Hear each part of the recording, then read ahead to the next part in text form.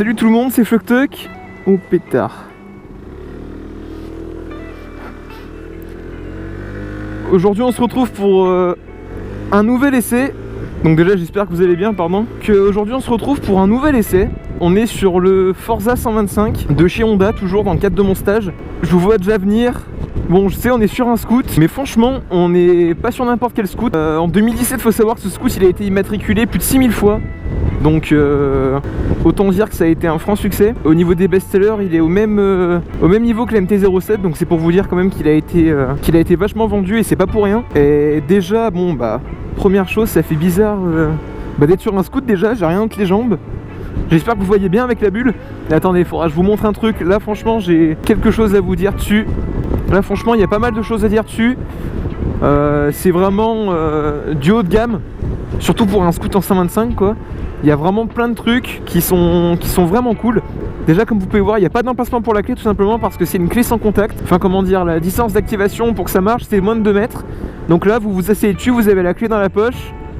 Voilà, il n'y a plus besoin de chercher ces clés. C'est vraiment un scoot qui vraiment, bah déjà un scoot c'est fait pour vous faciliter un peu la vie autant au niveau du trafic. Mais bon, vous me direz, la moto ça facilite aussi pas mal. Donc là, ça va s'arrêter. Tac, start and stop. Dès que je vais accélérer, ça va redémarrer, pardon. Mais là, franchement, on est sur un petit bijou de technologie. Et franchement, pour un 125, donc, vu que c'est un 125, il est dispo pour les permis A1 et les permis B avec la formation de 7 heures. Regardez, hop, j'accélère. On est reparti. On n'a même pas senti qu'il s'était éteint ou quoi. Regardez, on est déjà à 40, 50, 60, 70. Franchement, pour un scoot avec un variateur, le fait... Bon, certes, le moteur est quand même linéaire, on reste quand même sur un scoot. Mais franchement, il marche bien. Et on s'en rend pas compte en fait. Parce que le moteur est tellement linéaire et fait tellement pas de bruit que... Bon, là déjà, aussi un point qu'il faut éclaircir, c'est qu'on n'est pas du tout sur les mêmes critères qu'une moto, je trouve. Là, on est sur un véhicule où on veut vraiment, comme je disais tout à l'heure, voilà, j'ai pas fini mon explication, on veut qu'il nous simplifie la vie. Donc là, franchement, ils ont tout donné, je pense, Honda. Ou en tout cas, ils ont donné quand même beaucoup d'éléments qui font ce scoot est vraiment agréable à conduire, je pense, tous les jours. Déjà, voilà, c'est un scoot, un pas de vitesse à passer, vous accélérez, vous freinez, c'est tout ce que vous avez à faire, donc pas de prise de tête pour ceux qui aiment pas passer les vitesses. Ensuite, la clé, donc comme je vous ai dit, c'est à distance. Ensuite, il y a possibilité aussi de rajouter un top case. Et il me semble aussi que le top case, donc le top case par contre est en option. Et il me semble aussi que le top case, mais même pas il me semble, je suis sûr, c'est exactement le même système que pour la clé de contact. En fait, il n'y aura pas besoin de clé pour le déverrouiller, c'est pareil. Ce sera à distance, si vous avez la clé dans la poche, le top case se déverrouille. Et ensuite, alors attendez, je vais essayer de trouver un petit endroit pour vous montrer ça. Comme vous pouvez voir, il y a une bulle qui protège déjà vachement bien. L'air me passe clairement au-dessus. Sur cette version donc 2019, ils ont rajouté un petit détail. Sur l'ancienne version du Forza 125 et 300, la bulle était aussi réglable. Mais comme la majorité des bulles, elle était réglable manuellement, on va se caler là. Hop, petit clignot. Même les commodos sont vraiment agréables, là, ça tombe vraiment sous la main. On va se caler là, personne derrière. Bon, personne. RDC. Oh mais laisse tomber comment c'est maniable hein. Donc là vous vous dites avant c'était réglable là à la main. Vous voyez il y a ce petit bouton. Start and stop, attention. Ça fait bizarre un peu quand même. Vous voyez ce petit bouton, donc là si j'appuie en haut. Ah, elle était pas au max. Bon elle se lève un petit peu, voilà vous avez compris.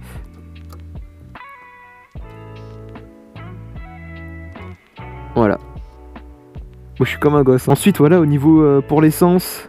Regardez par exemple. Aussi ça c'est... Comment dire? Bon, ça... Là il est éteint. Vous appuyez sur le bouton fuel. Voilà, ça s'ouvre. Enfin c'est vraiment... Il est hyper bien pensé. Ah oui aussi, attendez. On va mettre la béquille. Normalement là. Tac, regardez juste la place qu'il y a dans le coffre. Hein. On peut mettre 2 casques, facile. D'ailleurs, je sais pas pourquoi je me fais chier à porter mon sac. Voilà, j'ai mon gros sac. Le sac rentre nickel. Donc il y a possibilité de mettre jusqu'à 2 casques. Allez, on part là-bas, c'est parti.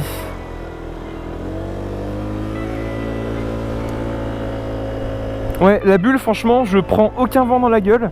C'est vraiment sur le...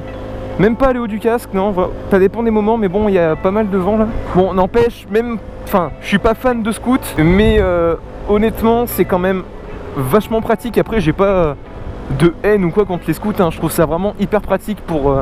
je pense que ceux qui bossent en ville avec des circulations de malades à Paris, Marseille, des trucs comme ça, ils ont pas envie de se prendre la tête à toujours faire attention au rapport auquel t'es engagé, toujours à baisser et monter les vitesses. Et ça je le comprends parfaitement. Et c'est pour ça que j'essaie de vous montrer un peu tout le côté pratique de ce scout pardon. Il est super léger aussi. Au niveau de l'autonomie, on est quasi sur entre 500 et 600 km. Pour vous dire, il consomme, là vous voyez, je suis à 2 litres d'eau au 100. Hein. Le scout fait zéro bruit, mais je pense qu'en scout, on n'a pas envie de rentrer du boulot le soir avec un mal de crâne, à cause du son que fait notre petit véhicule. Il faut savoir qu'il existe aussi dans une version 300. Donc voilà, ce sera exactement pareil, il y aura exactement le même compteur, vraiment tout pareil. Sauf qu'on aura un moteur quand même un peu plus péchu. Faudra pas s'attendre non plus à avoir un truc super joueur, hein. On est quand même sur du scout, donc le variateur ça fait qu'au final on a un moteur vachement linéaire, mais c'est exactement ce que les clients recherchent. Surtout que c'est là, ce scout par exemple, il est à 15 chevaux, donc voilà, comme je vous ai dit, accessible avec le permis 125 et la formation de 7 heures avec le permis B. Alors il y a deux positions je pense pour les pieds, vous pouvez voir. Une un peu plus typée, pas typée moto, mais voilà, on est plus, je sais pas comment dire. Et là il y a celle-là, mais je déteste. Mais et le scout paraît plus léger quand c'est comme ça. Forcément on met pas de poids là, mais c'est aussi moins stable je pense.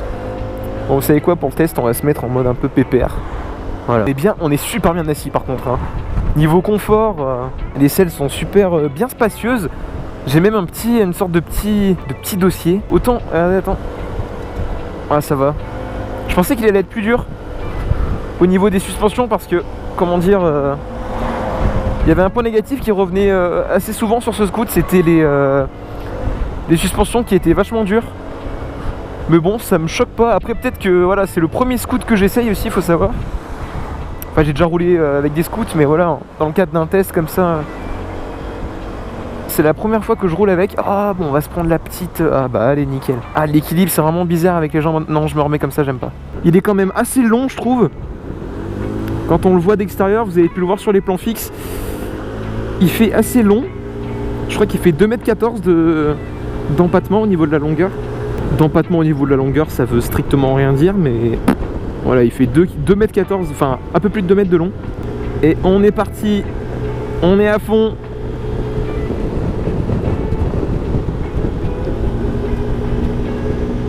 Ouais, la sensation quand tu penches, ça va, ça fait pas bizarre. Attendez, pour que ça fasse bizarre, faut mettre les pieds là. Oh mon dieu. Ah, ça fait bizarre. Par contre, il se jette, hein, étant donné que c'est léger. Oh là, cette trajectoire de merde. Ah ouais, mais quand vous mettez les pieds là, laisse tomber, hein. Ouais, franchement, c'est marrant. Puis bon, le truc, il est suréquipé, quoi. Il y a l'ABS aussi dessus. Bon, bah ça, de nos jours, c'est plus une... Par contre, ce camion, pour le doubler, ça va être notre défi là. On atteint vite des vitesses, on dirait pas comme ça, hein. Ah mais en vrai par contre je commence à y prendre goût de... Bon, je vais pas m'acheter un scout, je vous rassure, mais en vrai je pense un T-Max ou quoi, ça doit vraiment être... je sais pas s'il y a vraiment une différence entre niveau puissance, si tu la ressens vraiment. Je pense sur ce genre de machine, c'est surtout dans la vitesse de pointe ou quoi, vu que c'est quand même... Enfin c'est un scout, c'est linéaire, c'est pas vraiment brut. Mais bon, ils arrivent quand même à l'élever les T-Max et c'est quand même lourd, donc ça doit quand même avoir pas mal de pêche. J'allais dire le petit intérieur, mais il n'y a pas vraiment l'intérieur, mais vous m'avez compris, le petit tableau de bord tout en noir et tout, il est blanc. Ce jeu de blanc et de noir, niveau esthétique, je le trouve pas moche. Pourtant, il y a des scouts chez Honda que je trouve moches.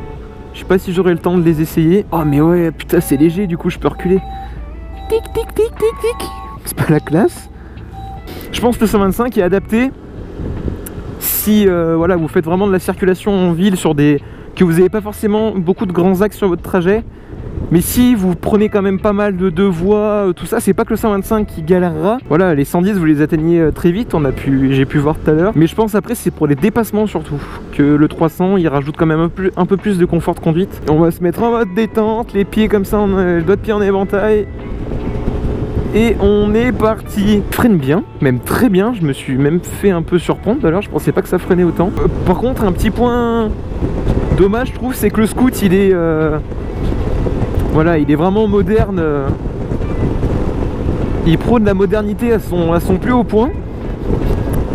Et il n'y a pas de compteur digital. Par contre, pour toucher par terre, et bah je touche pas. Si je me mets droit et que je touche sur la pointe, hein. 4, 3, 2, 1. Et voilà, ciao, bye tout le monde. Non, mais non, mais non, mais c'est... Mais j'en ai marre. En plus, je peux pas doubler, je vois pas ce qui arrive. Ah, je pense que c'est là que le 3... Ouah, j'ai cru que c'était un débris, c'était une feuille. Ah si, quand même, il est raide. Hein. Surtout quand vraiment la route, elle est bien niquée. Ouais, franchement, je comprends que ce soit un... qu'il ait été super bien vendu, parce que franchement, même pour un 125... Bah, c'est tellement agréable à rouler en fait que ça vous fait oublier un peu le fait que ce soit qu'un 125 et honnêtement on s'en rend pas tant compte que ça. En tout cas voilà, franchement si vous allez souvent faire des trajets en ville, tout ça, que vous hésitez justement à prendre et vous savez pas trop quel scooter prendre, essayez le petit Forza là en 125 parce que franchement, moi étant pas trop scoot, et bah là je m'en suis servi tout le matin entre midi et deux pardon et tout. Et franchement, bah y a rien à dire. Il est super stable à manœuvrer comme ça à basse allure, on a l'équilibre et tout, le poids est bien réparti. Puis bon, on se fait pas surprendre quand on a beau accélérer à fond. C'est hyper cool à conduire. En tout cas voilà. J'espère que la vidéo vous aura plu. Franchement, ce scoot agréablement surpris, donc le Forza 125 de chez Honda. Et ouais, agréablement surpris. Franchement, il est hyper complet. Il est proposé au tarif de... Le 125, il est à 5000 balles. 5100 € à peu près. Et la version donc en 300 est à 5800 il me semble. Re tout le monde, on se retrouve quelques jours après donc le petit test du 125. Cette fois-ci on est encore sur le Forza mais dans sa version 300. Donc voilà, je pense pas que ça valait le coup de faire un test entier dédié à ce modèle 300. Donc du coup ce qu'on va faire c'est qu'on va... Je vais juste vous montrer un peu les différences. Voilà, donc la principale différence c'est au niveau du moteur. Donc c'est exactement ça à quoi je m'attendais. On a un peu plus de patates mais ça reste quand même vachement linéaire. Et je pense que c'est cette petite lichette de puissance en plus qui fait que... Attendez, on va monter la bulle. Voilà, je pense que c'est cette petite lichette de puissance en plus qui fait que celui-là est quand même vachement plus adapté pour des trajets sur grande route. Vous voyez, on est allé à 10, poignée dans l'angle, 30, 40, 50, 60... Vous voyez, il y a cette petite lichette de puissance en plus et c'est vraiment en fait ce qui manquait au 125 quoi. Mais ça reste quand même vachement gérable. Mais voilà, après en termes d'équipement, on est exactement sur le même truc. On est autant sur un véhicule suréquipé. Alors attendez, je vais quand même vous montrer quoi il ressemble parce que le coloris il diffère un petit peu sur la version que j'ai là par rapport au 125 que j'ai testé. Comme ça vous montrera plusieurs coloris. Je vais vous le montrer. Bon, par contre, pour mettre sur la béquille, ça doit être autre chose normalement. Bon, on va tout de suite voir s'il est plus lourd. Hein. Non, franchement ça va. Bon, enfin voilà, la petite version en 300, il est... Ouais voilà, l'autre que j'avais eu était blanc. Tout blanc, lui il est un peu plus dans des tons gris-noir. Non franchement ils ont une super jolie gueule. Ils ont une belle allure. Par contre la version 300 quand même vit un peu plus. Vous voyez les rétros, je sais pas si vous voyez. Les rétros vibrent, tout, ça vibre un peu plus. Bon forcément voilà, c'est pas le même moteur. Mais franchement quand on roule on le sent pas. Ça m'a pas choqué. Voilà, je vous fais un dernier petit tour. Surtout ces feux là, ça fait vraiment futuriste, c'est vraiment sympa. J'aime beaucoup. Bon, voilà, c'était la version 300. Entre 5800 et 6000. Donc voilà, bon certes ça reste un peu, je trouve, cher pour un scoot. Surtout en 125, 5000 €. Mais bon, maintenant, les 125, c'est même plus gage de prix entre guillemets faible. Parce que bon, il y a tellement de technologie, même sur les 125, c'est... Et on s'en rend encore plus compte avec ce petit Forza 125, franchement. Enfin bon, voilà. Ouais, vraiment surpris, hyper bien fini et vraiment pratique. Si vous voulez quelque chose qui vous rend la vie plus simple, je vous le conseille fortement. En tout cas, j'espère que la vidéo vous a plu. Et puis voilà, on se dit à bientôt pour une prochaine. Allez, ciao les gens.